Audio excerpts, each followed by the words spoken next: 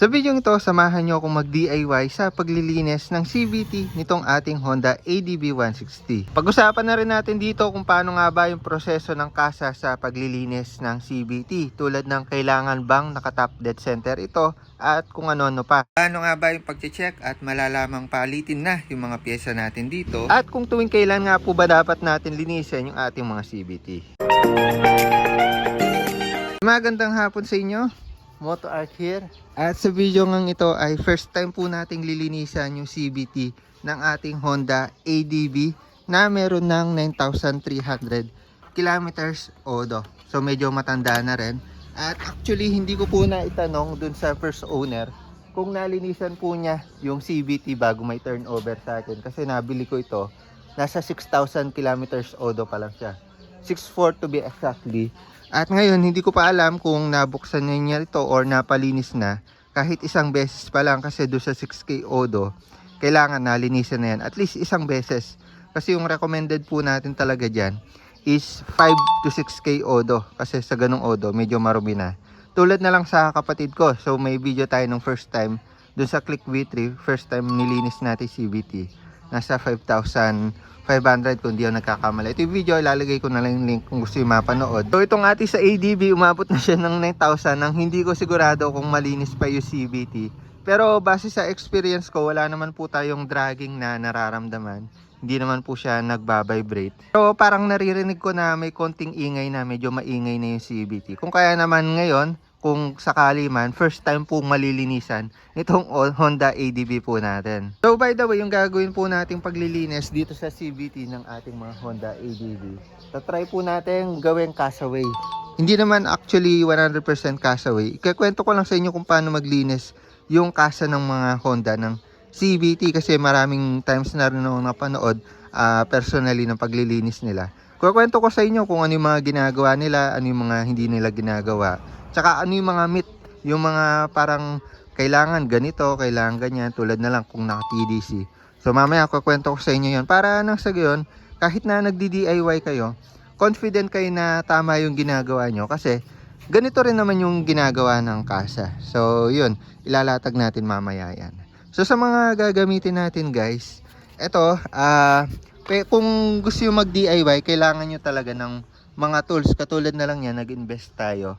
Pero yung mga primary tools sa paglilinis ng CVT, lalo na kung wala kayong impact wrench na pantanggal do sa mga malalaking nut, kailangan nyo ng Y-tool. Ito, may video rin tayo sa unang linis natin or do sa mga unang linis natin kay Scarlett natin sa Click 150. Halos ano lang, manual. Wala tayong impact wrench na ginamit. Gumamit lang tayo nito. Ayan o. Tapos, ito wala pa tayo nun nito. Pangtanggal kasi ito ng nut doon sa torque drive. Yung ginamit lang natin doon is ito. Ayan. Yung vice grip. So, inipit lang natin yung torque drive nut. Pero ngayon, meron na tayong tool na ganito. Ayan o, medyo nangangalawang na. Kasi madalang ko lang siyang gamitin pati ito. Kung meron naman kayong impact wrench, kahit hindi nyo na gamitin to, ano. So, yan, kaya mas okay mag-invest kayo nito. Pero kaya pa rin naman, kahit walang impact wrench. Manual tools, kaya yan. May video tayo, ilalagay ko yung link sa description. Tapos yun, meron tayo ditong mga maliliit na tool, 8mm, pang tanggal doon sa mga nut nito. Tapos Allen key dito. Ayan, halos same lang naman yung mga procedure sa lahat ng CVT. Mapa ADB, Click, PCX. Nag-iiba lang yung mga size ng tornilyuhan, no? Pero halos same lang yan guys. Tapos sa panglinis naman natin, syempre yung goal natin, malinisan yung loob. So meron tayo ditong Kobe CVT spray cleaner. So may iba't ibang iba't ibang ginagamit. Yung iba nga gasolina, pero hindi advisable yung gas kasi natutunaw yung mga rubber sa loob. Yung kasa rin yung ginagamit po nila is halos mga CVT cleaner. Syempre pinaka accurate to or pinaka maganda kasi CVT cleaner nga, kumbaga hindi niya masira yung mga rubber parts. And spray siya, di spray para nang sa gayon ni-spray nyo na lang sa loob, hindi nyo na ipapahid-pahid. Pwede rin naman guys, degreaser. And para matanggal yung mga carbon deposit na nandun, no? Mga alilikabok. Tapos yung iba, gumagamit naman ng sabon. Or yung dishwashing. Wag lang detergent soap or yung mga panglaba. Ito, lang, Joy lang to guys yung dishwashing. Para hindi masyadong matapang. So ito, okay to kung gusto mo matipid. Ang kaso nga lang, may contact ng water. So need banlawan. So may pro ng pagiging kalawang yung ating mga CVT po natin. So yun, pero kung kasa yung pag-uusapan, pinang-maintain talaga niyan is ito CVT. At hindi sila gumagamit ng tubig guys sa kasa. May ibang kasa, actually, depende iba-iba. May mga kasa na gumagamit ng tubig, may kasa na gumagamit ng CVT. Pero pinaka-proper talaga, ito CVT cleaner. Ayan, tapos syempre kailangan din natin ng brush dyan. Tapos mga basahan. So mag-gloves din tayo guys, para hindi masyadong marumi or maging madumi yung kamay natin, hindi masyado messy. Syempre kailangan din natin ng mga grasa. So mas okay yung high temp na grasa yung gamitin natin, tulad na lang nito. Syempre kailangan natin i-grease yung mga parts na kailangang madulas. So yun lang naman guys, start na natin paglilinis ng CVT. So kung gusto nyo rin mag-DIY, gusto nyo mag-start na mag-DIY, makatipid sa paglilinis, sundan nyo lang yung video natin. By the way, sa mga hindi nakakalam, nililinis po natin yung CVT para hindi po mag-dragging yung ating mga motor. Yun yung sensation na parang nagbabibrate yung motor natin. Dahil hindi po kumakapit ng maayos yung lining dun sa bell. So may dulas na nginig factor. Kaya naman parang hindi siya maganda kapag nagdadrive tayo. Lalo na pag parang paarangkada tayo. So yan sa CVT, halos same lang naman. Nag-iiba lang yung design. Tapos may dalawang cap yan guys. Or dalawang cover. Ito yung pinaka CVT cover, ito naman yung cap cover. So dito sa cap cover, plastic siya. At usually pinangtatanggal natin dyan, mga allen, katulad na lang nito, 5mm allens. Tapos meron tayong tatlong 8mm dito na tatanggalin. Gamit tayo na socket dyan. So yan, isang allen, 5mm. Tapos tatlong 8mm dito. So gamit lang tayo na socket wrench dyan. So yan, tanggal na, tatlo. So yan, mababaklas na natin to, pero may naka-intact pa dyan, ayan o. So yung mga tornilyo nyo guys, igilid nyo or tabi nyo sa isang lugar para hindi kayo malito. Separate nyo bawat grupo para hindi nagkakanda wala-wala. Tapos ayan, yung tools natin guys, lalagay ko sa description. Okay yan kapag nagdi-DIY kayo para nang sa gayon magawa nyo na maayos, hindi na kayo naghahanap ng hihiram. Ayan, kompleto tayo, lalo na yung mga socket-socket, mga open lines, kung ano na pa. Ilalagay ko yung link sa description yan guys. So sa pagdi-DIY din, di naman importante na kompleto tayo talaga ng gamit. Tignan nyo ako, nakalapag lang ako dito, naglagay lang ako ng sapin. Para nang sa gayon, hindi po tayo mahirapan, hindi po tayo mangawit. So ganyan lang naman, diskarte sa pagdi-DIY, diba? So yan, tatanggalin nyo lang po itong part na to. May naka-clip po dyan sa likod. Para matanggal itong clip, papunta yata ito sa sensor. Ipitin nyo lang ng plies or pwede nyo kamayan. Ipitin nyo lang to. Tapos ilusot nyo to para matanggal siya. So tanggal na yung cap cover, matatanggal naman po natin yung mga nut o yung mga bolts na nandito. Ayan o, may nakapaikot dyan. Gamit lang tayo ng 8mm. So unahin ko na yung dito sa gitna, yan yung mahaba. Ayan, ganyan siya kahaba.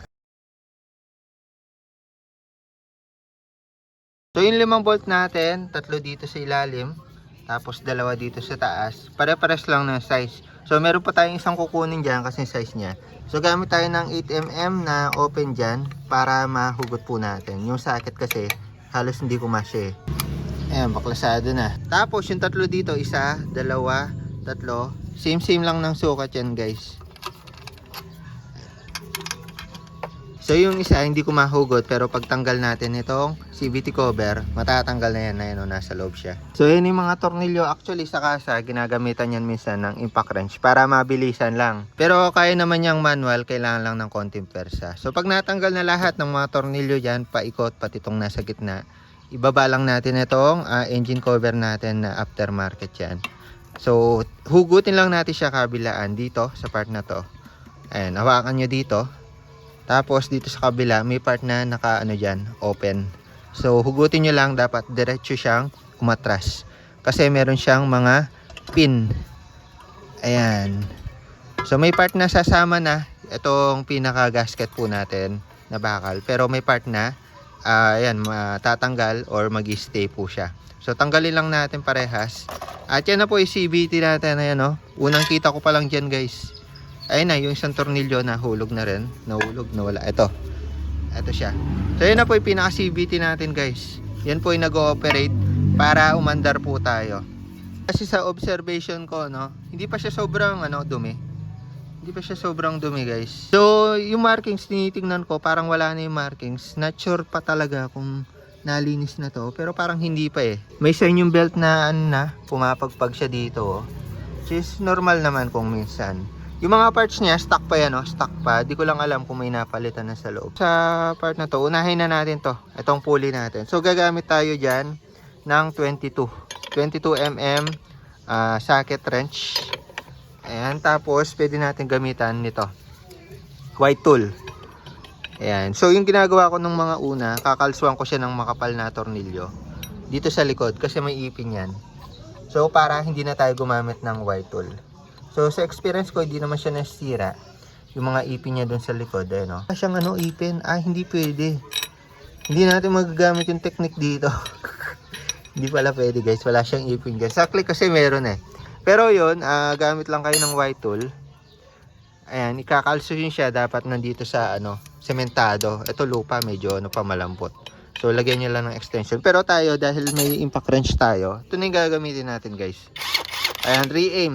So, ayan, budget meal lang pero magagamit natin sa pagsi-CVT cleaning, pagtatanggal ng mga tornilyo. So, may video tayo sa review nito at saka ilalagay ko po yung link sa description kung saan nyo po mabibili ito. So, budget meal lang talaga siya, guys. Babalahan lang natin siya ng 22 mm tas counterclockwise.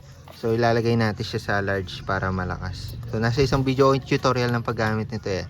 Tapos yun guys, yung kasa, gamit din naman nila is mga impact wrench. So merong pneumatic, merong mga ganito na impact wrench silang ginagamit. Pero hindi sila nagwa-white tool, madalang lang yung kasa nang nagwa-white tool. So hawakan nyo lang to, tapos barilin nyo counterclockwise. So yan, meron siyang mark dito, pero not sure, wala siya nakadugtong sa tornilyo. Kaya naman di ko makita kung nagalaw na siya. Pero yun, buksan na lang natin. Yun lakas, di ba? Lakas nito, mura lang pero malakas tong na to. So sa nut, tandaan nyo yung orientation. So dito sa atin, kailangan, and ito yung may part na pula, yan yung nakaharap sa atin. So tandaan nyo yan para hindi po malolos thread yung tornilyo nyo. Tapos ito yung washer nya guys. Same as sa washer, so mas okay. Ayan, tandaan nyo yung orientation. Ito na po yung pulley natin. Iya, di ba?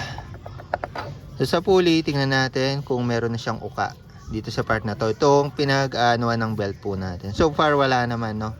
Kasi yan naman yan, matibay, matagal naman yung buhay niyan. Tapos yun, matatanggal na po natin to. So hawiin lang natin itong part na to, na belt natin. Mga parts natin, lalagay ko siya dito sa lalagyan. Mas okay may lalagyan kayo, no? Yung ganyan. Ayan, yung iba yung rectangle eh, pero tayo yung bilog. Tapos kunin natin siya ng buo. Ayan, sa buo. About sa guys, mamaya ako na lang kukwento sa top dead center. Mamaya na lang pala. So kung makikita nyo, may mga lilikabok na So yun yung mga kailangan natin linisan dito. Yung niya, yung backplate, ito yung backplate guys. Alugin natin siya. Napakakunti pa lang ng galaw. So dito kasi sa backplate, kapag medyo maalog na siya, kailangan na natin palitan yung slider piece. Yan yung nag-slide dito sa poste, di ba? So kapag medyo maluwag na yan, magkakaroon ng parang maingay or pwede rin dragging dito sa ating mga CVT kasi nga maluwag na tong part na to. So kailangan masikip yan. Yun yung pinaka standard niya, that masikip. And pinaka default setting. Ayun, yung bola niya guys, and dito ko makikita kung stock pa siya. Stock 19 Bando. So Bando, yan yung legit na brand ng mga bola, mga CVT parts, mga parts ng natin, motor, Bando. Kahit yung belt natin, alam ko Bando. 19. So kung makikita nyo, tinitingnan naman natin dito sa pag-check ng bola kung may kanto. So yun din guys, titingnan natin yung mga parts kung okay pa, sabay sa paglilinis. So kahit kasa, ginagawa naman yan. And okay pa naman guys, may konti, may slight na kanto, pero yung gagawin natin mamaya, tatanggalin ko yung yung kanto nito. Tatanggalin natin yung kanto niyan gamit tayo ng grinder or liha para hindi po nagkakaroon ng kanto yung bola natin.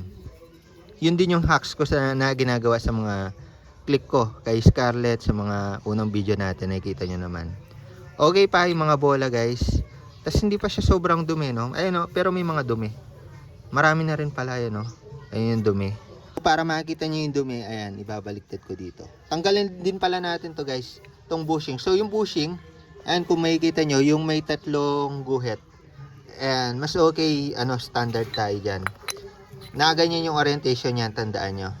Standard kung baga kung paano natin siya tinanggal, ganun din natin ibabalik.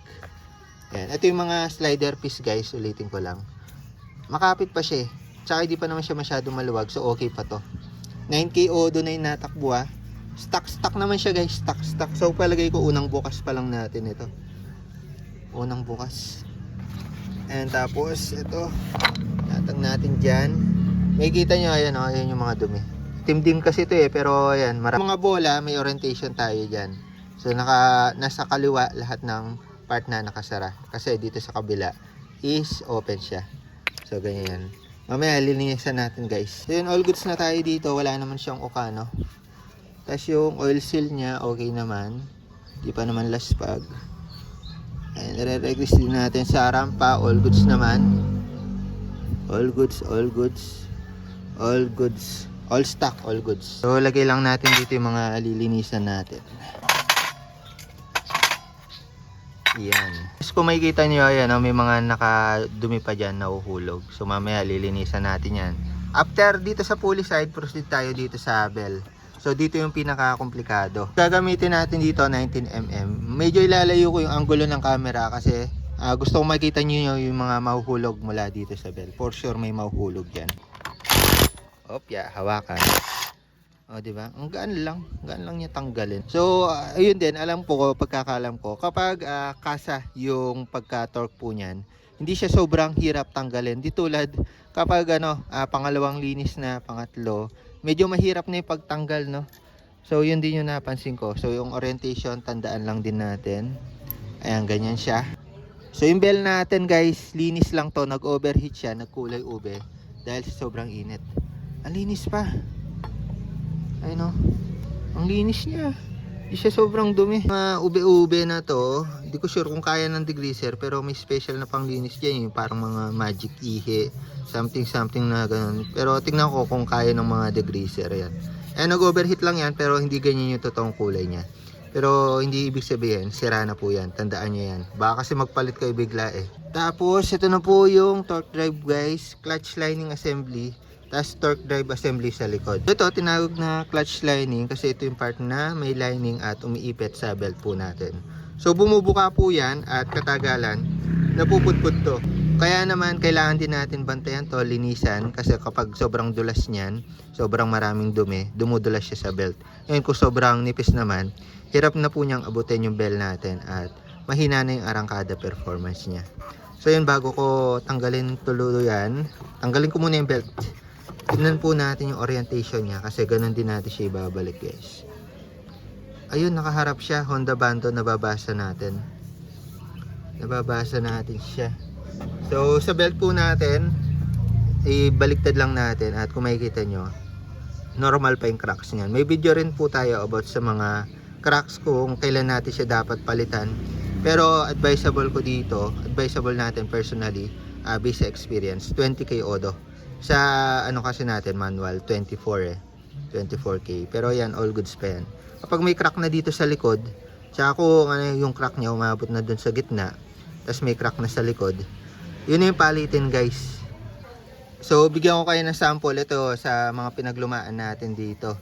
Click 160 yata yung isa, tas yung isa click 150. Ayan tignan nyo yung cracks na yan. Yan yung mga palitin guys, kasi anytime pwede na yan maputol, masiraan kayo sa daan. Ayun pati dito sa likod may cracks na. So yan na yung delikado. Ayan, hindi ko pa tinatapon para may pang sample ako lagi. Tapos ito rin ayan, yun yung mga cracks na hindi na pwede. Pero ito, normal pa to guys. Kaya pa niyang umabot ng 20K. So ano pa lang tayo ngayon, magte 10K. So kalahati pa yung buhay nito. 50-50 pa siya guys, kaya pa. Hindi naman pala 50-50. 50% yung buhay niya. Kaya pa. So, pwede na natin kunin tong assembly po natin. Ayan, kung makikita nyo, wala naman siya masyadong dumi na bumaba. So, yan yung crankshell po natin. Mamaya lilinisin natin yan. Baklasin muna natin to. So, yung iba, hindi na binabaklas to. Binabaklas lang itong part na to. Lining, tas torque. Tas yung loob, hindi na binabaklas. Pero, mas okay, baklasin yan. May isa akong kasa na nakita. Hindi na niregress to, hindi na nilinis whatsoever. So, pinabayaan lang nila na ganun pa rin yung grasa. Pero tayo, syempre, mas okay nalinisin natin yung loob, regrease. Kasi, katagalan yung mga grasa sa loob, lumalambot. Tapos, hindi na sila sobrang ganda ng performance. Kumbaga, ano na sila, malamya or malabnaw yung grasa. So, yun. Kailangan natin dito, guys, itong adapter natin na 39mm. So, gamit lang tayo ng impact wrench dito, guys. Tapos, counterclockwise ulit. Tapos, apakan natin itong part na to. Kasi, pag bukas po niyan, natanggal itong nut na to, lilipad po yan. Pwedeng matamaan tayo, kaya mas safe. Apakan natin. Or kung may kasama kayo, pwede nyong pahawakan. Make sure lang na mahigpit yung pagkakahawak para hindi lumipad. So, counterclockwise lang din to.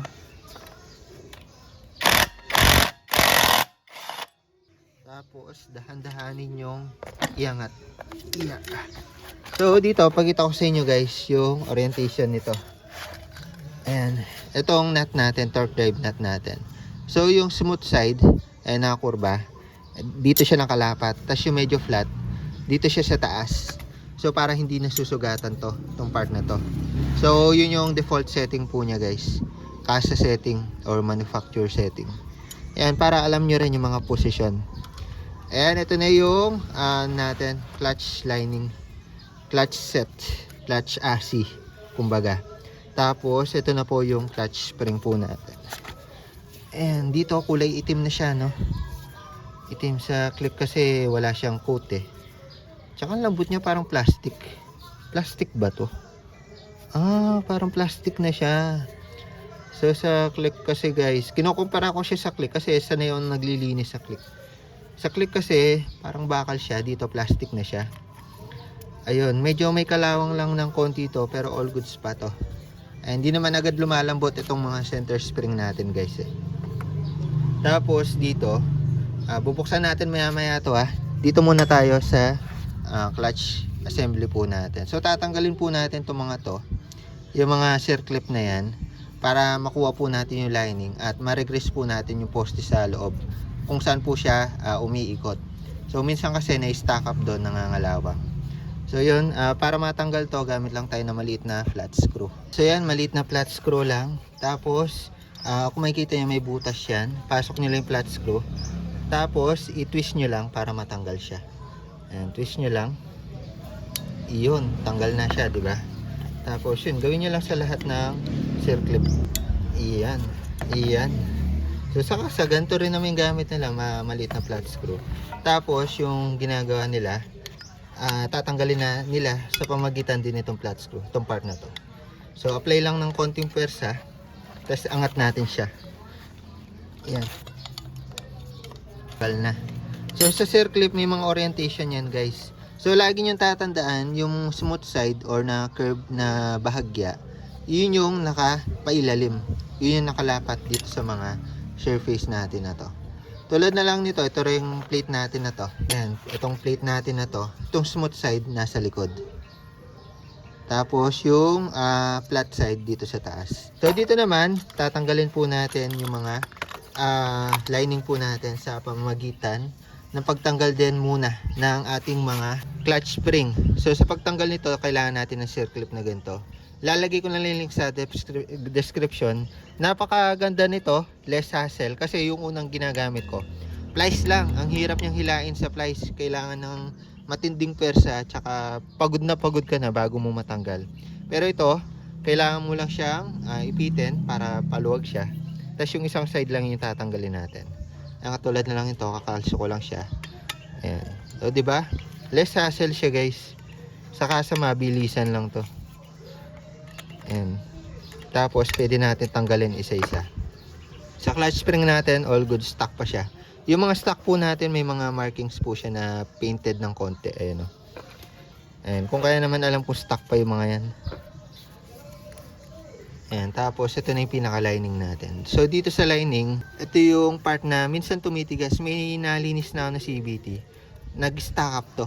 So ito katagalan kasi, hindi nalalangisan. Pero ito, all goods pa, oh. May ano pa. Mamasa-masa pa nga, oh. Ang galing. So all goods pa to. All goods pa yung post niya. Pero lilinisan natin yan syempre. Tapos dito sa part na to, lilinisan din natin para hindi siya sobrang smooth. Also matanggal yung mga debris dito. Kasi ito, mapapalinaw pa natin to. So malilinisan pa to. Indication na may nakadikit talaga dyan. Ayan, napipilang. Tanggalin natin isa-isa yung mga lining. So wala namang ano yan, orientation kung saan sila. Same lang naman. Pwede magkapalit ng pwesto yan. So next, itong mga rubber. So itong rubber, tinatanggal ko lang para malinis yung ilalim. Minsan wala naman dumi. Pero yun, para ano na rin, malinis. Na-OC kasi ako pag hindi natatanggal yan. Okay na tayo dito sa clutch assembly po natin. Clutch assy. Tabi lang po natin.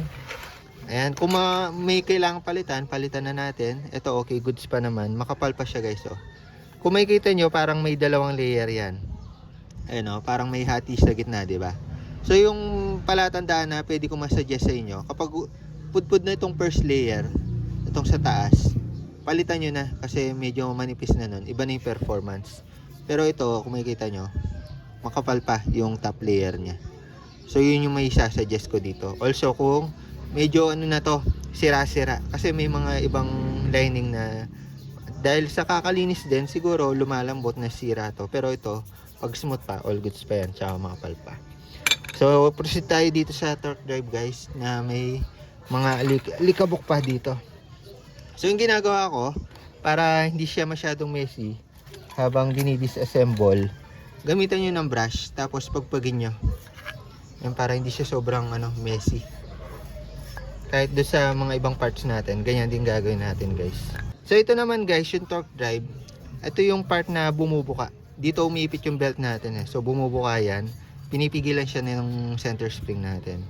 Ngayon, para maayos yung pagbuka-sara po niya, kailangan niya ng maayos na grasa sa loob. Dito sa loob may mechanism. At kailangan na maraming grasa doon. Also dito sa loob. So dito sa loob, kung makikita nyo, halos tuyo na patuyo na siya. So kasa pa yata to? Kasa grease pa to Ayun kasa grease pa.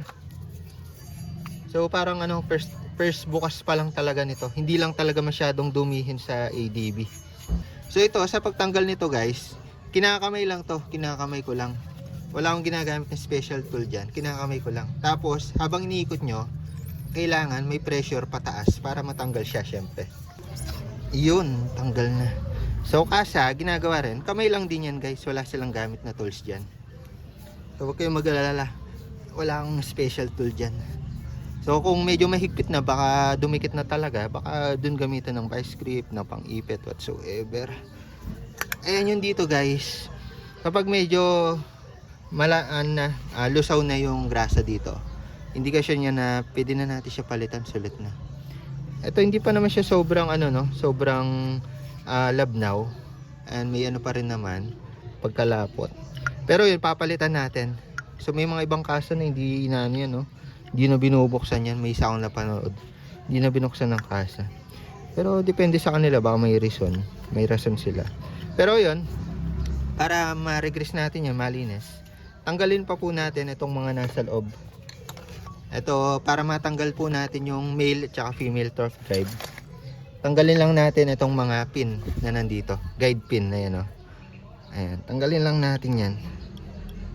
Ayan. Ganyan lang sila kaliit guys.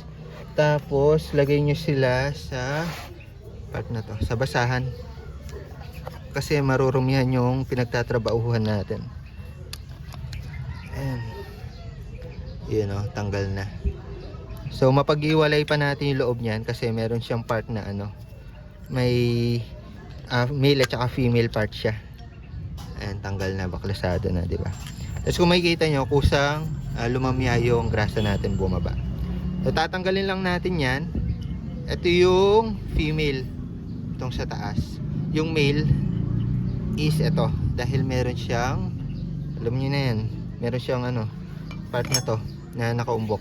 So yun, sa loob puro lang naman yan, mga bearing.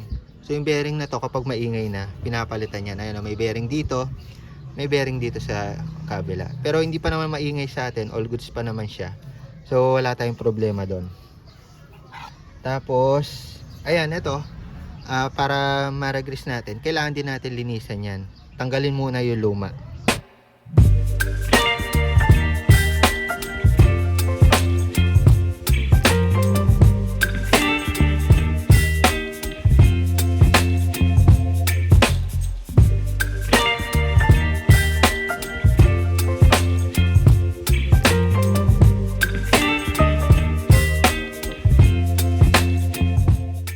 all goods na po tayo, nabaklas at na-disassemble na po natin lahat ng assembly po natin mula sa clutch assembly, torque drive assembly, also sa pulley assembly po natin. Next step naman po natin, syempre lilinisan po natin yan at ire-regrease. So yung castaway po ng paglilinis ng CVT, hindi nga po sila gumagamit ng tubig. Pero yung iba, at ako rin, minsan gumagamit ako ng tubig. Pero this time, gagamitin natin yung castaway. So yung kasa, ginagawa nila, brush muna. Binabrush muna nila yan. Tapos, ilalagyan ng degreaser or CVT cleaner. Tapos pupunasan ng tuyong basahan. So wala pong contact ng tubig. Kasi yung mga parts po natin na yan, nangangalawang din po yan kapag nabasa. Ngayon, kung gagamit naman po kayo ng tubig, brush, at saka ng dishwashing, ako yung ginagawa po natin, pinapatuyo agad, pinupunasan agad. Kung lilinisan naman natin ng tubig, also, pwede po natin silang i-last touch ng CVT cleaner. Nang sa gayon, hindi po sila maging prone sa kalawang. Kasi kung last touch po natin tubig yan, tas di po natin siya agad napunasan, mangangalawang po yan. Ayan, tulad nga ngayon, nangangalawang na siya kahit hindi pa po natin yan nababasa. So may mga parts talaga dyan na nangangalawang. So ngayon, dahil hindi pa naman sobrang dumi nito, brushan muna po natin. Also para hindi po rin masayang agad yung CVT cleaner po natin. Kasi kapag recta spray tayo dyan, magpe-penetrate yung dumi. Yung mga pwedeng matagtag, pwede naman po natin matagtag agad sa punas or sa pag-brush muna. So kailangan muna natin hulog, pati dito sa mga parts na to. So brush, tapos CVT cleaner, tapos yung basahan sa way ng paglilinis ng CVT. So yan, gamit lang natin industrial brush, no? Pero napaka-effective po niyan. So unahin po natin sa medyo taas. So okay po yung ganitong way ng paglilinis kapag hindi pa sobrang dumi yung CVT nyo. Kumbaga pag konti lang yung mga dumi. Pero kung pag sobrang dumi na yan, recommended ko na talaga yung tubig tsaka dishwashing. Tapos patuyuin lang agad, tsaka i-last touch ng CVT cleaner para hindi mga lawang. Ay, napagpagana natin lahat. So next po natin ito. Yung gamit ko Kobe, yung malaki, yung 800 ml. Para di tayo bitin. 600 pala, by the way. Kasi may maliit nito eh. Yung 300 or 200 ml ata. Ayan, spray lang po natin siya. Pakalat. At matatagtag na po yung mga nakadikit pa na dumi po dyan. So kasi hindi niya nasira yung rubber. Kaya all goods to. Di tulad ng gasolina. Ayun o, yung mga part na to. Medyo plastic o rubber yan o.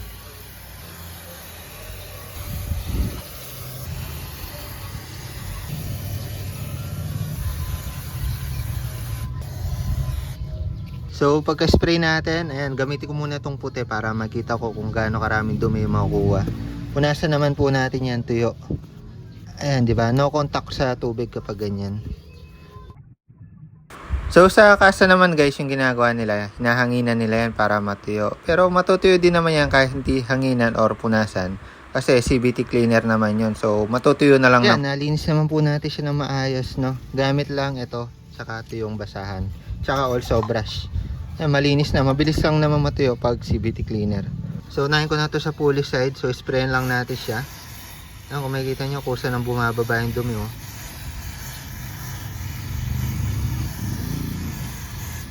Tapos yun, pwede tayong gumamit ng palanggana para di rin nasayang yung CVT cleaner. So nakikita ko rin tong ginagawa ng kasa. So para magamit rin yung mga tumutulo, lalo na kung medyo malinis pa yan. Ayan. Yan, bago natin punasan, lagyan ulit natin para matagtag pa yung mga nakasabit. Tapos punas, ganun lang naman.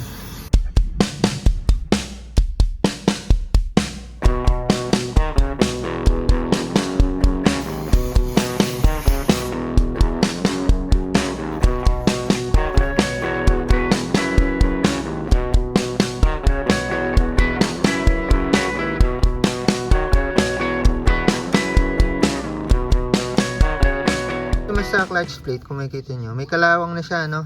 So ito medyo marami-rami na rin, gagamitan ko na ng liha. So para matanggal yung mga kalawang, tsaka di na mag-penetrate. Ito yung pinaka-prone sa kalawang lagi. Tapos ayun, nakita na ng sign na nalinis na to na isang beses guys. Kung makikita nyo yung scratch dyan, ayan o, may mga part na scratch siya. So yung una linis din siguro nito, may kalawang nilinis. At yun o, may mga gasgas siya. So at least yun, alam ko na na pangalawang linis na to ng ano natin, ADB. Ayan o. Nakita ko ng sign na nagalaw na to. So tayo, lilihain natin siya. Pero yung unang gamit dito parang wire brush eh. Ayan o. Kita nyo yan? 'Di ba? So halatang nagalaw na to. So pangalawang linis na to guys, I assume dito sa ADB natin.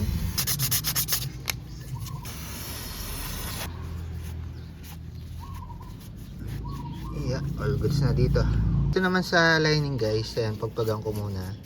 So yung ginagawa natin dito, tinatanggal ko minsan yung top layer na to para hindi siya sobrang dulas. Minsan nililinis ko lang, minsan nililiha ko, pero sobrang nipis na liha kasi hindi natin pwede lihain ng todo yan kasi parang pinaliit na rin natin yung buhay niya. So tinatanggal ko lang yung pinaka top layer na to eh. Ginagawa ko, ayan, brushan muna natin toothbrush para malinis yung loob, lalo na yung dito. Tapos nililiha ko siya ng konti. By the way, yung kasa di ko alam kung ginagawa to, pero di ko nakikitang ginagawa nila yan. Tinatanggal ko lang yung layer na to. Konti lang guys, konti lang naman. Huwag yung sobrang kapal. So yung ginagawa kong stroke, mas okay na ganyan. Tapos spray natin. Ayun na, luminaw na siya. Kumbaga hindi siya yung parang napipi na dumi or alikabok. So para magka-contact ulit siya dun sa bell po natin. Ayan. Kasi ito pag sobrang dulas, kakaroon ng sliding tsaka dragging. So yan, ito yung comparison natin sa nalinis na sa hindi pa. Ayan o, natanggal lang natin dumi guys. Ayan, konti nga lang yung natanggal na layer eh. So yun, ganun din yung gawin natin dito sa kabila, dito sa dalawang lining. Ayan o, kapal ng dumi tsaka sobrang kintab niya. So sobrang dulas niyan.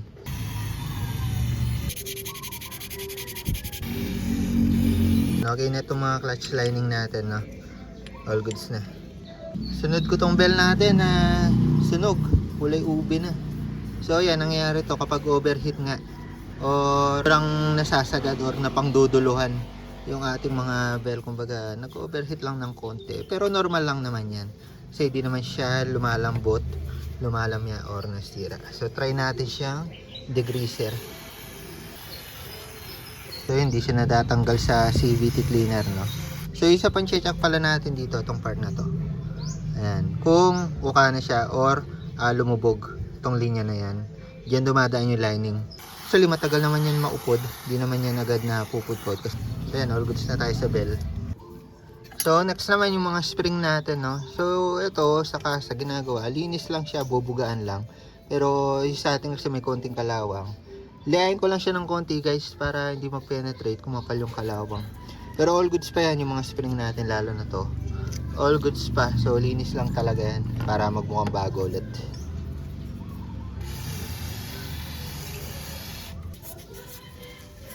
Kumbaga para hindi lang kumapal yung kalawang niya.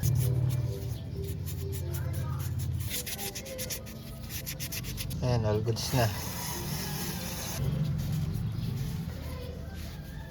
Itong mga clutch natin, wala namang kalawang, no? So babrasan ko na lang siya ng bahagya.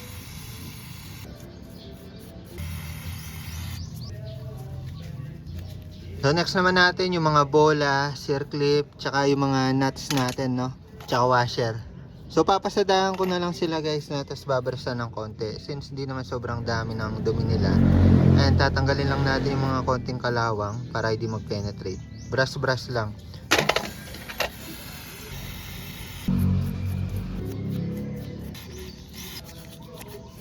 So yan, okay na tayo, no?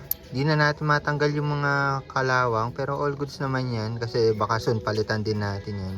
Pero matibay naman tong stock natin eh. So stay muna natin guys, next time na tayo magtono. So proceed tayo dito sa collar tsaka sa torque drive nut po natin.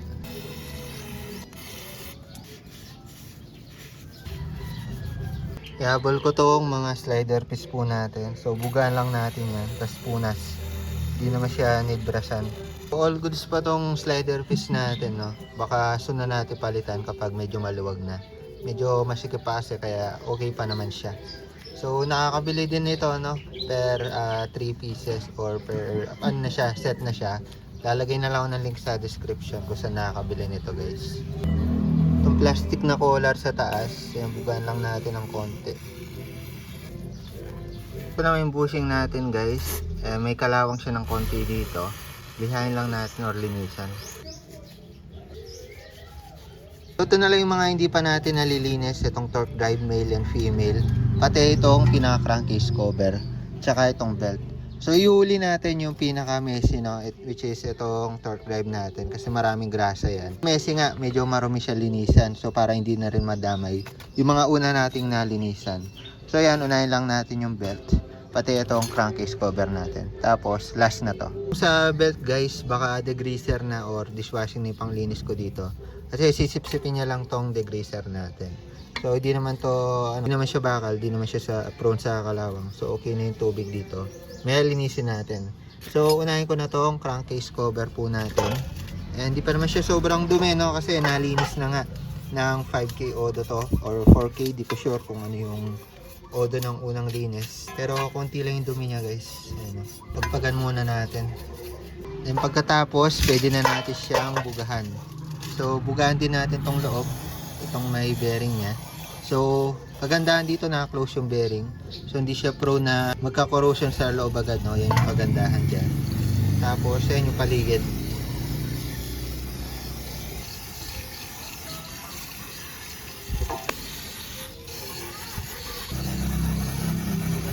So yun guys, bumili pa tayo ng isa, no? Nakulangan tayo. So bitin to. Kasi minsan depende sa dumi tsaka sa dami ng lilinisan natin, no? Pero yun, magastos talaga kapag spray na ganito. Pero kung mga degreaser katulad nito guys, napakatipid. So ilang linisan na to. Ang kailangan mo lang gawin, syempre banlawan siya. So binabanlawan kapag mga degreaser, mga sabon-sabon. Lalo na yung kapag joy lang. Pag joy lang, mas tipid. Kasi ano lang yan, tigli 5 piso, diba? Pero yun, pag mga ganito guys, wala nang banlawan. Tsaka hindi siya magiging prone sa kalawang. Ang dami pa niya nakuha. Anong banlawan pag ganyan, diba? Linis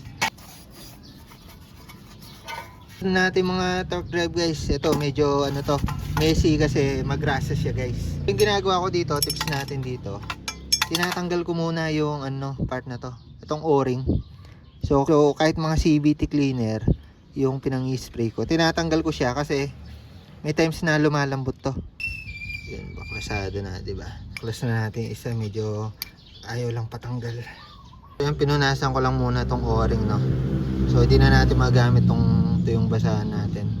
Tapos punasan ko lang din tong masyadong messy. Kasi babanlawan ko na lang din tong ano na to, itong pamunas na to. So para pag inisprayan natin siya, hindi sobrang dami yung magastos natin na CVT cleaner. Napakalabnaw na ng ano yan, grasa guys. Malabnaw na siya. Tapos doon na natin bubugahan. Tanggal na yan.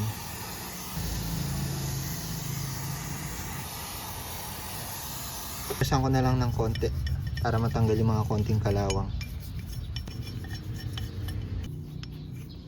Mabrasan, bugaan ulit natin.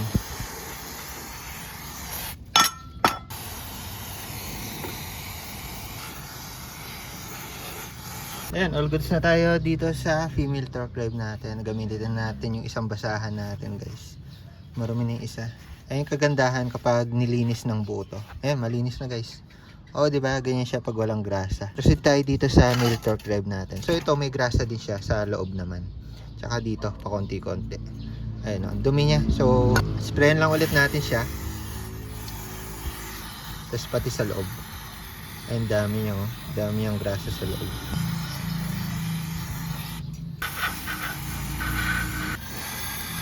Dami pa niya sa loob, hirap kunin sa loob eh. So gagamit tayo ng toothbrush dyan guys. Yan.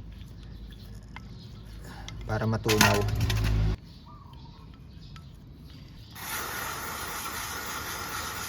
Yan, lumabas dito yung mga grasa.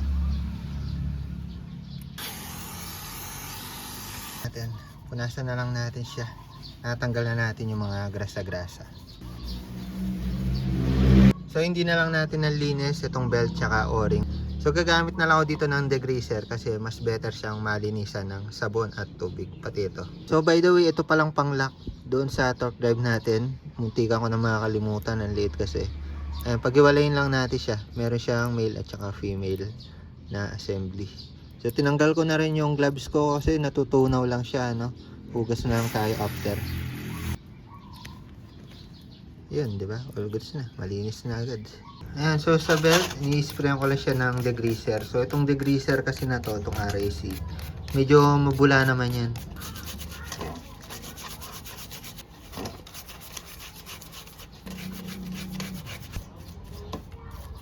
Ayan, all goods na tayo dito. Nalinis na natin, oh. Ayun, oh, di ba?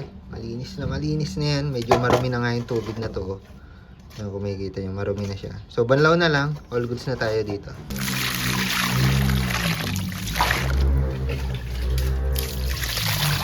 Siyempre, punasan lang din natin para matuyo. Ayan, kung makikita nyo naman, malinis na. Malinis na po natin lahat, malinis na malinis. At tuyong-tuyo na po yan kasi CVT cleaner naman gamit natin. Mabilis matuyo at wala pong tubig yan, di po natin siya binasa. Kaya naman, iwas prone sa kalawang. So yun, bago natin siya i-assemble guys, lihain lang natin to, itong part na to. Ito yung sinasabi ko sa inyo, yung matulis. So pwede tayong gumamit ng liha, pwedeng grinder. So kung gagamit kayo ng liha, pwede yung ganito, yung medyo makapal na. So mga 60 ganyan.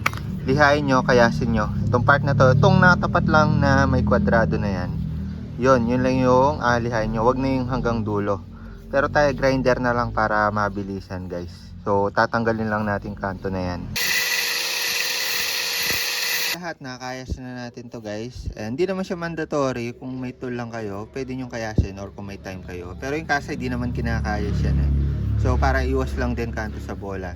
So na-check na po natin lahat ng dapat i-check. Palitan yung mga dapat palitan. Tapos yun, linisin lahat. Pinaka dapat yan, malinis lahat. At yun, matanggal yung mga kalawang, mga carbon, mga alikabok, whatsoever na nandyan.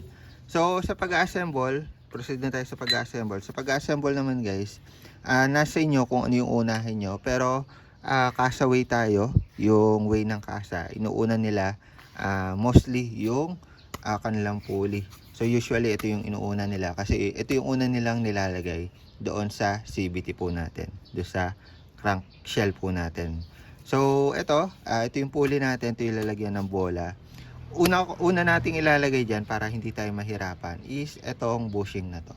So itong bushing na to, tingnan natin orientation kung paano natin siya tinanggal. Nakaganyan po yan. Itong may tatlong linya, naka-position po siya papunta ganyan. Natapat po siya sa bola. Ayun, para madali nyo matandaan. So ito, lalagyan lang natin ng konting grasa. Pampadulas lang guys. Parang babasain lang natin ng konti itong loob. So hindi naman kailangang marami yan. Para lang hindi siya mag-stack up whatsoever. Kasi ito yung mostly kinakalawang eh. Lalo na itong bushing papunta doon sa sigunyal. Kinakalawang yan. So swak lang dapat na mabasa siya. Tapos sa paglalagay nitong bushing natin, hindi natin siya maipapasok mula dito sa likod. Ayan, hindi natin siya mapapasok dyan. Kasi parang nakaharang siya ng dust seal or oil seal. So papasok natin siya dito, pero take note kung makikita nyo, pwedeng malukot itong part na to ng dust seal sa taas. Made-deform siya kapag dito natin siya pinasok. Pero may hacks tayo dyan. Lulubog lang natin yan. Tapos saktong pagkalagpas niya sa first layer ng goma, iangat naman natin siya. Ayan, kung makikita yung may part na lukot pa yung goma. Pero pagkaangat natin sa kanya, ulitin natin na. Lubog, angat. Yun, yung goma natin, nakapaluwa siya sa palabas. So, mas okay siyang ganon kaysa sa nakalukot-lukot siya. Ayan o. So, ganon lang naman. Basic lang naman. Tapos, baliktad yata yung pagkalagay ko. Baliktad. O, diba? Nagkamali ko. So, ulitin na lang natin. Lubog. Ayan, tapos yan, para hindi nakalukot yung goma, yung seal natin. Tapos ayan, yung tatlong guhit, dito siya natapat. Sa iba, tuldok ata yan. Sa click ata, alam kong mga tuldok yung palatandaan dyan. Pero yun, halos same lang naman. Parang wala naman silang pwede naman magkabaliktad dyan. Pero sinunod lang natin kung paano siya nakalagay. Next naman natin yung bola. Sa bola guys, nakatapat yung nakakover sa left side. Ayan, ganyan po yung kasa setting. Or yung manufacture setting po natin. Yung purpose niyan, ikot kasi ng pulley natin is ganyan. Tama ba? O, ganito. Pa clockwise. So, yung bola natin is tatama po siya. Kailangan nakasandal siya dito sa wall. Yung mga bola po natin na to naka-design for durability. Pang matagalan to. Kaya may cover siya. So, sa other side, open siya. Pero ayun, tandaan nyo lang, left side lang lagi. Itong 6 na bola natin, yung cover niya. Left side. Ayan, hindi naman kayo malilito dyan, basta nasa left side lang. Kanan or kaliwa yung naka-cover.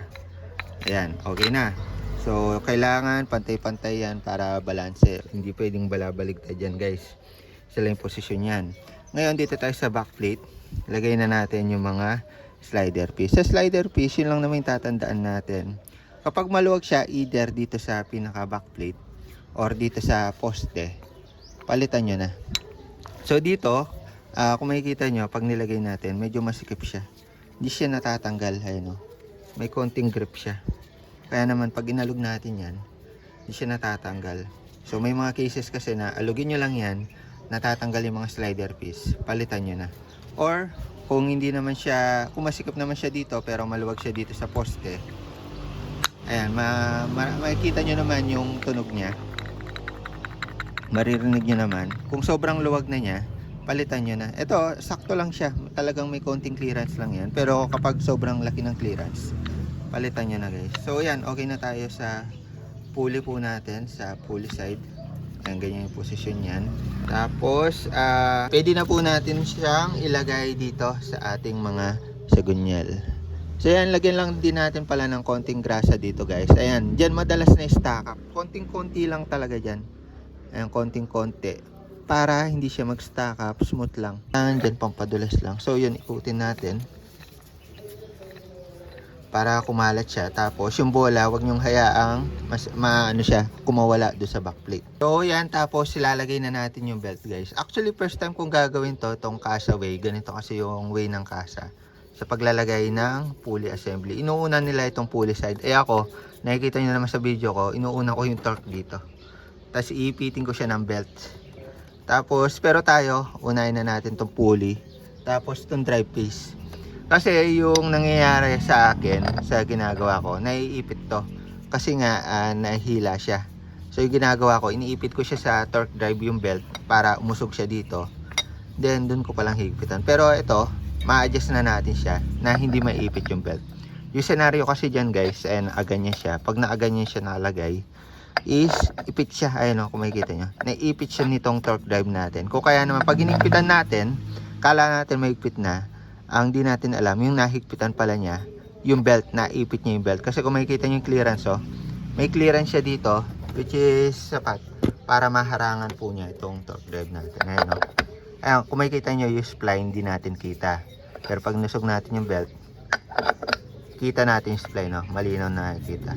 So, para maiwasan po yung ganong senaryo, ganito yung process. Una yung pulley, tas belt, para hindi maipit. Ayan. So, ilayo nyo lang siya. Ito, ilayo nyo lang yung belt. Huwag nyo isasagad na ganyan. Ayan. Tapos guys, ito na. Yung sinasabing TDC. May nakita ako, personally, natanong ko din sa, ano yan, casa. Wala namang kinalaman yung TDC sa paglalagay ng pulley natin. Ginagamit lang yung TDC kapag mag-o-overhaul tayo. Especially top overhaul, full overhaul. Saan pa bang ano yan? Top dead center? Yung pulley? Para saan ko yung top dead center? Hindi ko yun alam boss eh. Napanood ko lang sa video eh. Dito? Oo. Timing? Oo. Pagka nag-top overhaul ka, Pag overhaul. pag nag-top overhaul ka kasi ganito, papakita ko siya. Eh pag CVT cleaning lang, ganyan. Hindi na kailangan ng top dead center. Oo, ayun o, ula-ula ko nga lang yun. Oo. Walang kinalaman yun, yung top dead center na yun. Yun, ginamit ko rin yung TDC nung nag-top overhaul tayo kay Scarlett. Pero dito, walang kinalaman po yan. Kasa na rin yung nagsabi, walang kinalaman po yung TDC dyan. Kasi proportional naman po itong ano natin eh, pulley backplate. Umiikot din yan, kung kaya naman walang kinalaman yung TDC dyan. Hindi nyo kailangan mag-TDC kapag magkakabit or maglalagay ng pulley assembly nyo. Torque drive, pulley assembly dito sa CVT, so hindi nyo po problemahin yung TDC. Pang overhaul lang yan guys, pang top overhaul lang yon. Overhaul. So baka kasi isipin nyo yung casa is super ano sila OC na tini-TDC po. So kahit casa, tandaan nyo, hindi po nagti-TDC. Wala pong kinalaman yan guys. So yan, pag nailagay natin pulley, drive piece, tsaka yung belt, lalagay na po natin yung ating mga nut tsaka washer. Orientation niya, yung may curve side, yun po yung nasa likod. Flat side sa harap, Tapos make sure lang na litaw ng konti yung spline. So yan yung palatandaan natin na okay na ikabit. Ayan, tapos yung nut po natin, ito yung, ayan, yung may red, ito yung sa harap. So ngayon guys, yung kasa yung ginagawa nila. Actually, bihira na lang yung kasa na nagto-torque, no? Ang halos ginagawa nila is binabaril na lang po nila ng impact wrench. Bilisang gawa lang din kasi sa kasa guys. So tandaan nyo, hindi rin lahat ng kasa is nagto-torque wrench. Yung torque wrench sa mga hindi nakakaalam is ito. So yan, dito kasi masusukat natin yung tamang higpit. May tamang newton meter lang kasi yan para maganda po yung higpit niya at saka hindi po siya ma-overthread. Kumbaga saktong higpit lang po yan. So may isinet rin naman po yung manufacturer na torque specs ng mga nut po natin. Katulad na lang dito, 59 newton meters yung nut dito sa pulley side. Tapos dito sa kabila is 49. So unahin natin yun dito, 59 newton meters. Meron tayong torque wrench na nabili. So yan, may bukod tayo na video kung paano gamitin to guys, and complete set na siya. And lalagay ko rin yung link sa description. Okay na okay to guys, para hindi po tayo nasosobrahan. Lalo na kung hindi po natin tansyado yung higpit po nito. Yung iba kasi gumagamit nito kasi kabisado na yung higpit. Tama lang yung higpit nila, pero yung iba nasosobrahan, lalo na kung di tansyado itong impact wrench. So okay na okay itong torque wrench para higpitan po yung ating mga nut. So yung kailangan po natin na gawin dito bago natin siya mahigpitan, syempre kailangan natin ng pampigil. Gagamitin po natin itong white tool natin. So kung kaya rin may butas itong mga drive piece natin or itong part na to, kasi lalagyan po yan ng white tool po natin. So pwede po natin siyang ipasok dyan. Ayan, kung makikita nyo, may malaking siya, bilog, tapos may maliit. So itong maliit, saktuhan lang siya dito sa drive piece po natin, sa butas dyan. Tapos lalagyan ko lang siya ng pangkalso, which is ito, dalawang socket wrench guys, para nakakalso siya dito.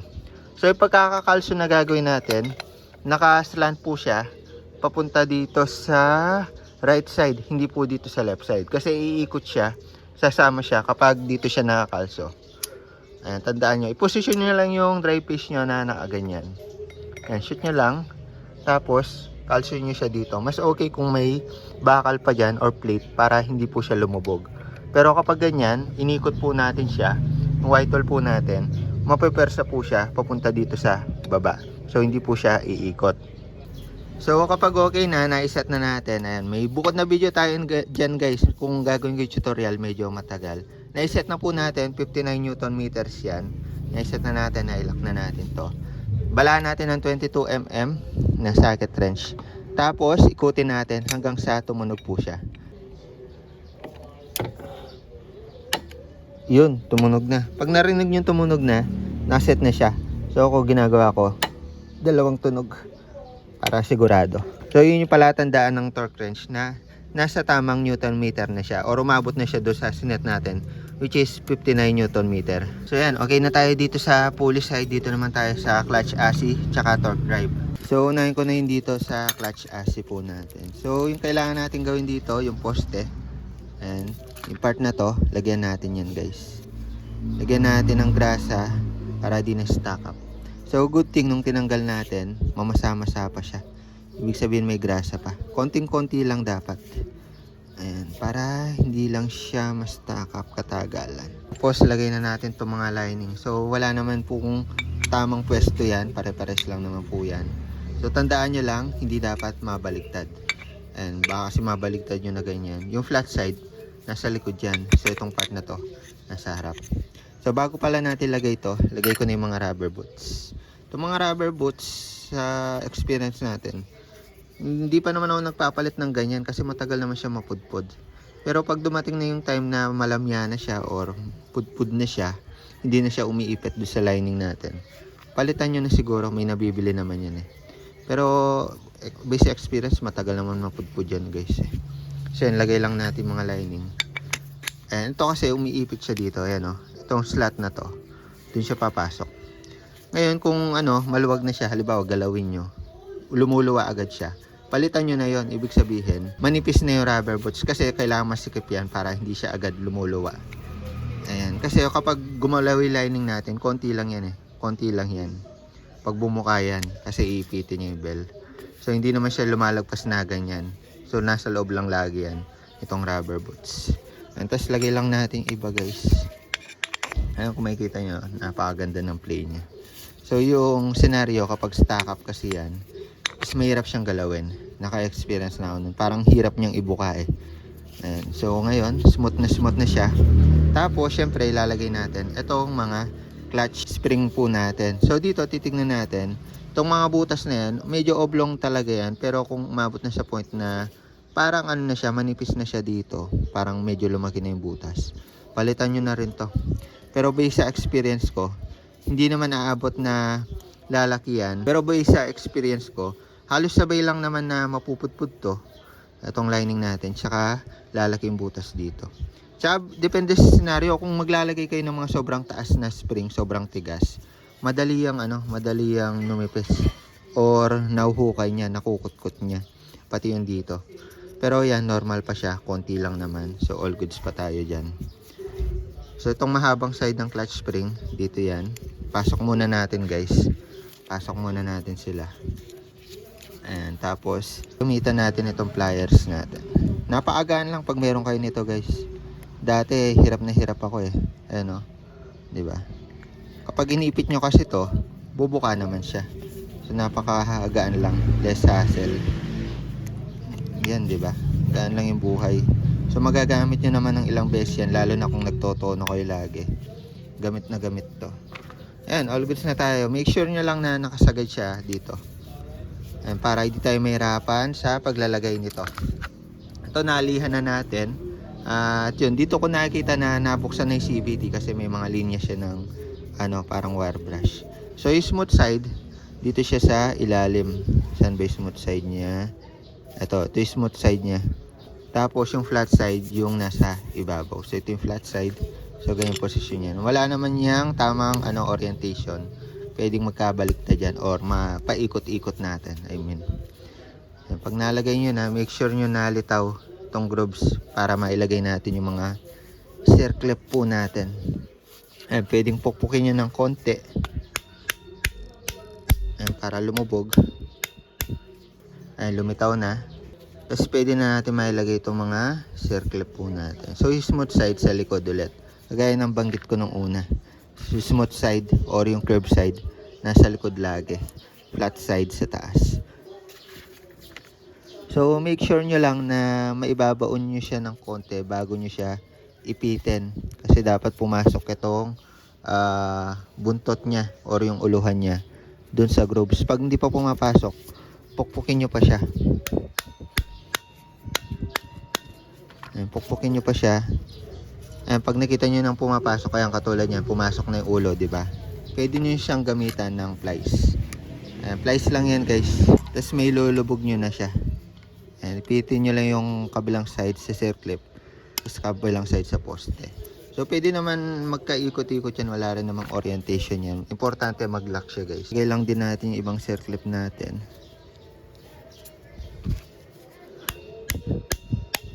Ayan, pukpuk muna para lumubog. O, diba? Naglalak. Make sure na nakalubog talaga yan, guys. Tayo dito sa clutch assy natin. Dito naman po tayo sa ating mga torque drive assembly. So, yan, kung makikita nyo, tuyong-tuyo. Hindi rin natin siya binasa para yung mga bearing natin sa loob hindi agad masira. So, ito kasi yung iniingatan na mga lawang. Pag nasira yan, maingay na po yung ating mga CVT. So, yan, all goods pa naman po yung mga bearing natin. Umiikot pa naman yan ng maayos. So, i-assemble muna natin siya dito. Ayan, dito. Papasok muna natin siya dyan. Yan yung una natin gagawin, guys. Tapos, lalagyan natin ng grasa itong loob. Bago natin lagyan ng grasa yan, assemble muna natin yung mga pin guide po niya. Itong tatlong maliliit. May male and female din yan. Pinaghiwalay ko lang din. Pero pwede namang hindi paghiwalay yan. Pero mas okay paghiwalay nyo na. Ayan, pasok nyo lang. Tatlong pares yan guys. Ayan. Ito, wag nyong wawalain yan. Hirap hanapin yan. Tsaka hindi gagana yung motor nyo kapag kulang ng isa yan. Defective yung CVT nyo. Kasi yun yung nag-guide dito eh. So yan, shoot nyo lang guys. Shoot nyo lang siya. Bago natin siya lagyan ng grasa. Para hindi masyadong messy. Pwede nyo naman lagyan muna ng grasa bago ilagay ito. Pero medyo messy kasi. Ayan, pasok lang natin. Ayan, swak naman siya oh. Tapat nyo lang din sa butas. So tayo na tapat na natin. Tapos yun, lagyan nyo lang ng grasa. May mga nabibili ngayon yung parang injection, no? Parang pampakain ng ibon pero ginawang pang injection ng grasa. Pwede kayo bumili nun, tayo kasi wala pa. Pero ayun, nakapak naman tayo. So ganyan na lang yung gagawin natin para hindi messy. So yung andito, yung configuration, manufacture configuration, pupunuin lang natin. May tamang gramo yan guys, no? Pero hindi na natin susukatin ng gramo-gramo. Ang hirap, wala rin tayo pang gramo eh. So pupunuin na lang natin yan. Senid lang naman yan. May grasa siya. So nakita nyo naman nung bagong tanggal siya is malamya na yung grasa niya. So ito, bagong-bago yung grasa, high temp. So bago na yung maglo-lubricate dito. So yan, i-flatten nyo lang. Tapos yung mga sobra, lalagay natin sa loob. Shoot ko lang siya dito. Para hindi sayang. Ayan, mamaya ikakalat natin yan. So dito muna tayo, yung huwag nyong kakalimutan. Itong mga o-ring guys, tinanggal natin to nung nilinis natin. Kasi pwedeng lumambot. So parehas lang naman yung dalawa dyan. Pang-lock po yan para yung o-ring na yan parang dasil para mailak po natin yung collar mamaya. So yung isa dito naman sa ilalim yan guys. So ipababa nyo lang. Ayan. Pwede nyong unahin to Inuna ko kasi yung grasa. Ayan. Importante mailagay nyo ng maayos lahat. Tapos lagi nyong pupunasan guys. Kasi magiging prone sa kalawang yan para hindi rin masyado messy. Kasi magiging prone sa alikabok yan sa dumi. Ayan. So punasan nyo lang lagi. Tapos next natin tong collar. So hindi naman kayo malilito dito kasi yung sa plastic. Sa click kasi pares sila na parang bakal. So pasok nyo lang siya dyan.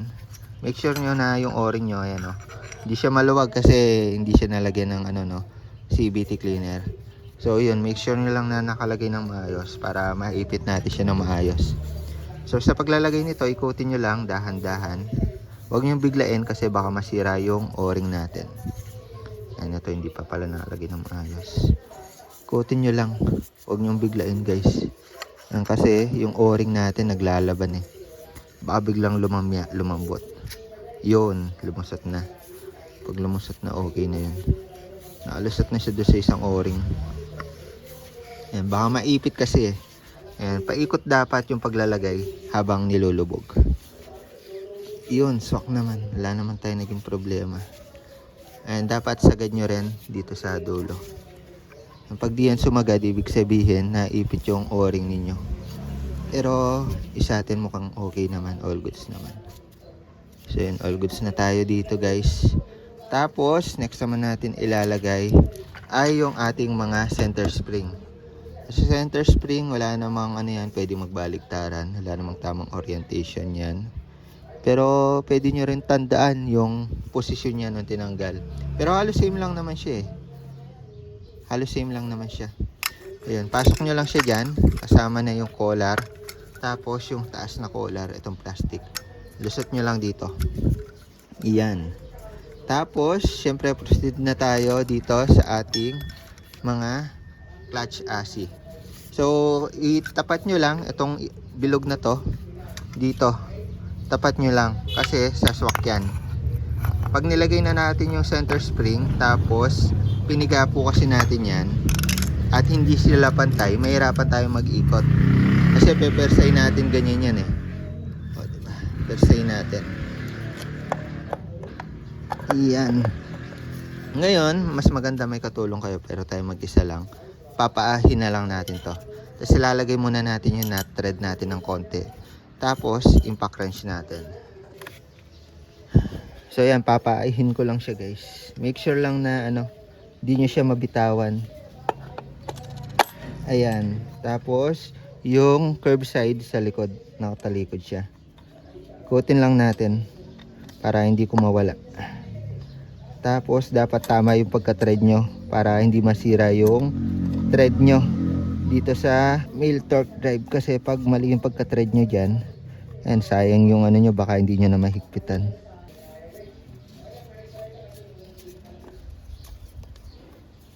Tapos guys, ito may tamang torque din to. Pero usually, binabaril na lang to. Kahit yung kaso binabaril na lang to eh. Hindi naman siya masyadong maselan, no? Pero for the sake na makita nyo paano natin siya tinotorque. So ilalagay muna natin siya dito sa ating CVT. So kung makikita nyo may mga butas-butas yan, no? Magagamit natin yan para ikalso sa Y-tool po natin. Which is ito.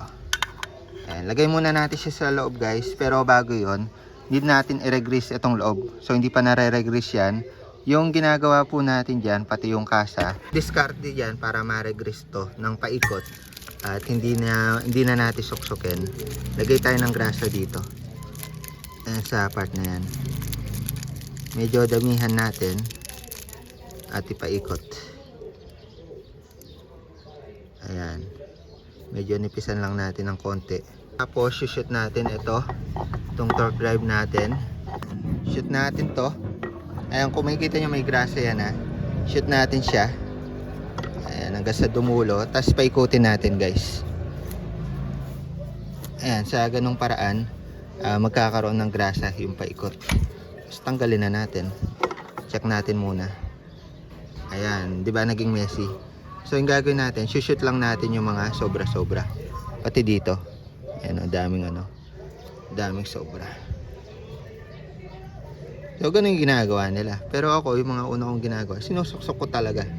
Ayan, para malagyan yung dito sa loob, pati yung dun sa dulo.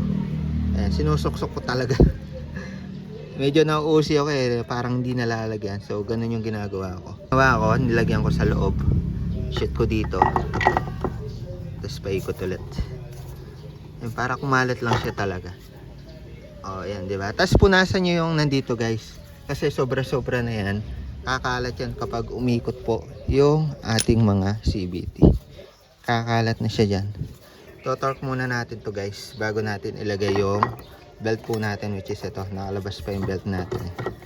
Torque muna natin siya. So dito 54 newtons. First time ko lang magto-torque dito guys, gagamit ng torque wrench. Kasi usually ini-impact wrench ko lang talaga yan eh. Nuggets ko na kung bakit hindi ko siya tinotorque. Kasi hindi rin pala kakasya dito. Ayan, wala kasi yung tool na pang-ipit dito. May mga tool kasi na pinang-iipit yan. Pero pag ganito yung gamit nyo, lulusot po itong tornilyuhan dito. Ayan, gets ko na. Naalala ko ulit. Di pala pwedeng i-torque dyan. So yun, at least alam natin. Pero kung gusto nyo mag-avail ng tool na yun, ako mag-avail pa lang din ako para soon magamit natin sa susunod na video. Iniipit lang siya dito guys. Ilalagay ko yung link sa description para makita nyo rin. So ngayon, gagamitan muna natin ng impact wrench yan. So tansyahan lang gagamitin natin dito, pero hindi na natin itotodong higpit, saktuan lang.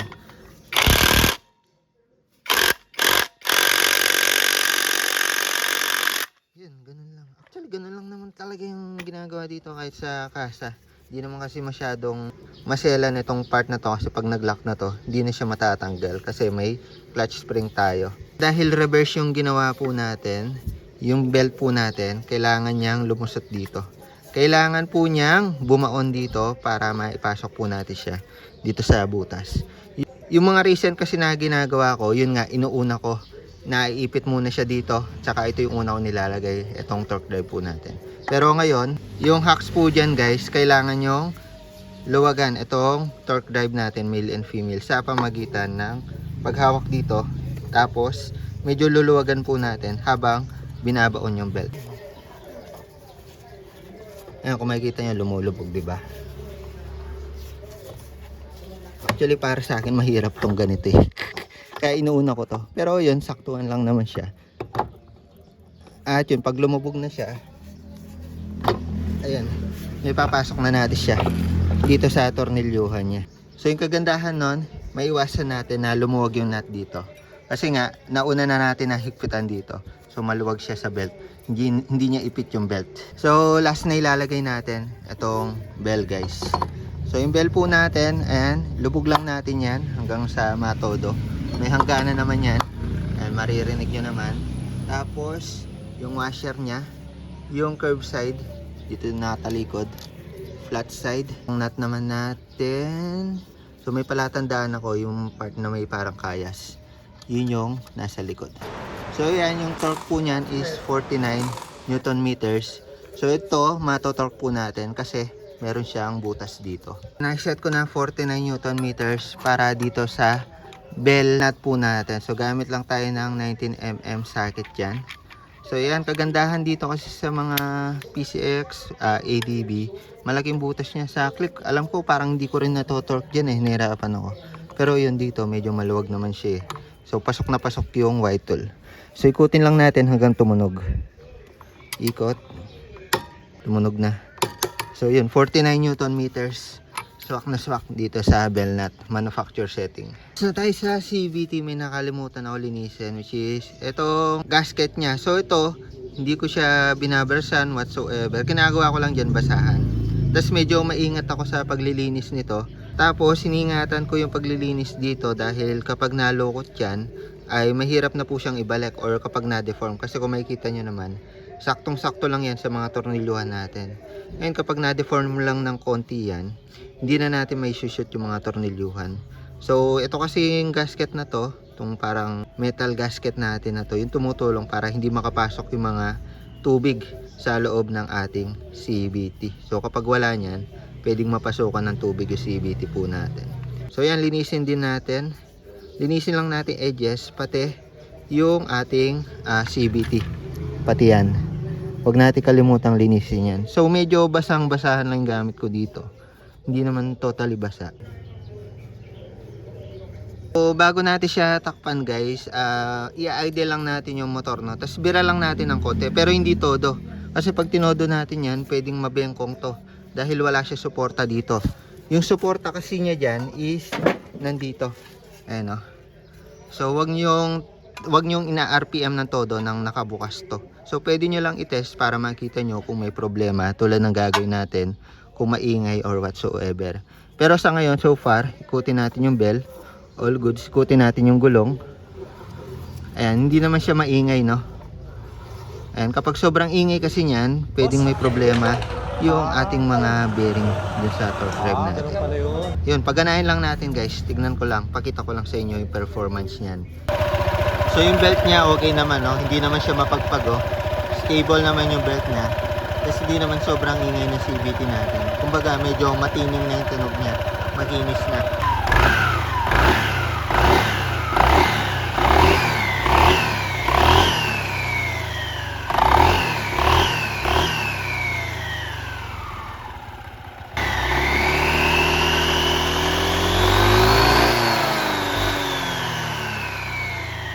Yun, okay naman siya, wala namang problema. Pwede na po natin siyang takpan. So unahin lang po natin ilalagay itong gasket po natin. So i-align lang po natin siya dito sa hulma.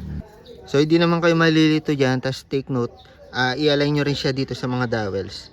So yung dowels na yun yung magiging guide natin para maisabit siya. So dalawin dowels natin. Minsan natatanggal yan pagtanggal ng CVT cover po natin. Pero most of the case, steady lang siya dyan.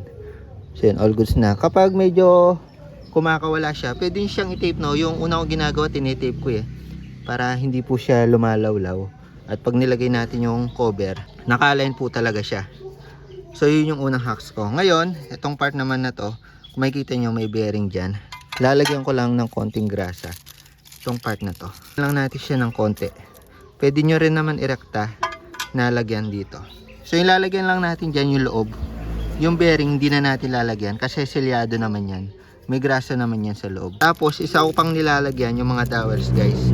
So yung mga dowels kasi na yan, kapag nabasa, nangangalawang. So nilalagyan ko lang sila ng konti para pag tinatanggal po natin yung CVT po natin is hindi po mahirap tanggalin. Ayan o, dalawang dowels natin. Ayan. Sa paglalagay naman, ganun din. I-align nyo lang yung mga dowels po niya. Also itong butas na to.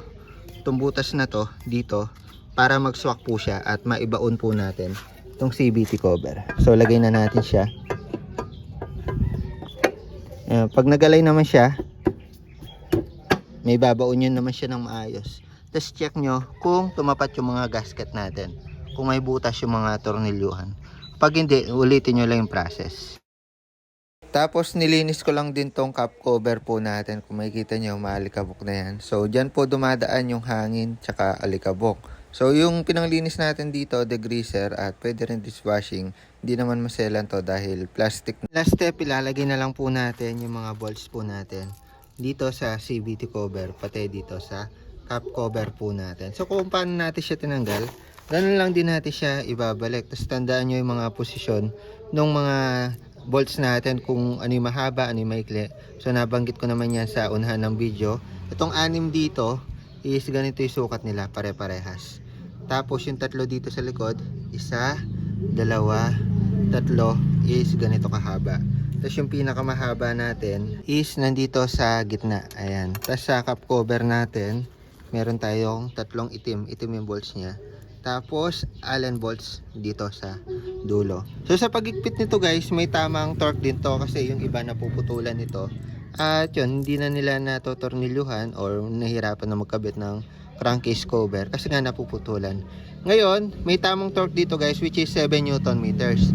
Tayo kasi wala po tayo yung maliit na torque wrench. Yung malaking torque wrench kasi natin is wala po siyang 7 Newton meters. So umorder pa ako sa online nung maliit na torque wrench natin para meron tayo sa maliit na bolts. 7 Newton meters at di tayo maputulan. Pero yun, kung mano-mano po yung gagawin natin is pwede naman po natin yung i-hand tight, pero wag po nating itotodo, wag po nating peperset, saktong higpit lang. So maglalagay din po ng link nung maliit na torque wrench na yun guys, in case man na yun natatakot kayo maghigpit at maputulan ng bolts, pwede nyong gamitin yun. Pero tayo so far so good, may isa pa lang tayo naputulan doon sa isa kay Scarlett, may video tayo nun eh. So make sure lang natin guys, after natin nalagay yung mga bolts dito, ilagay po natin itong wire na to. And shoot lang natin to. Tapos pasok po natin itong pin dito. After natin natornilyo, yun dito.